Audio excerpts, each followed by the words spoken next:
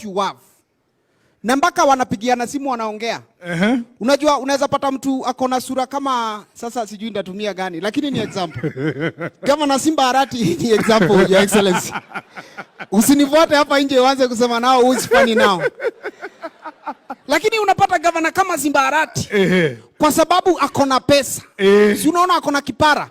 Na sura personal. Na sura yake tu. Private. Usichoche sana lakini. Sura yenye yeye peke yake. Ndio anajua. Yeye uifurahia. Today tunamchocha. Sema oh my god.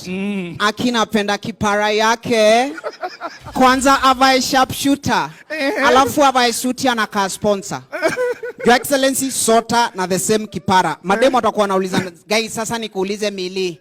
Kama nywele zinashindwa kusurvive mimi ndaishiaje? Your Excellency ni jokes. Ni jokes. Uongo. Mheshimiwa, Your Excellency aliniambia atakupiga na hiyo. Nitumie yangu uone nikwambie ukweli mingi zaidi. Bro, si ulisema? Mimi ni msema kweli. Mimi nimeingia kwa wale watu ambao wanasema ukweli. Niseme nisiseme? Mimi ndio ndasema ukweli. Ukienda hiyo direction nimekwambia kitu watu wanafanya Kayole, watu wa Kisii. Unajua Kayole governor, sijui kama unajua kuna siku watu walikuwa wananyongwa sana. Saa 3 ikifika kama hujafika unanyongwa. So residents wa Kinakatelo wakasema ndio usinyongwe, unalia kama bunduki unapita unasema tua. Sasa shida ilikuwa wa Kisii, Your Excellency, na soprano tua. Baka mwizi anauliza kwani hiyo ni bunduki gani? Silencer buda.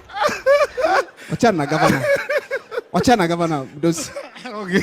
Nimewacha. Lakini kama ukiniachia yangu nitakutumia hizo stories ameniambia. Governor pia ukiniachia ndaacha kuongea hivi vile naongea. Nitengeneze mfuko uone.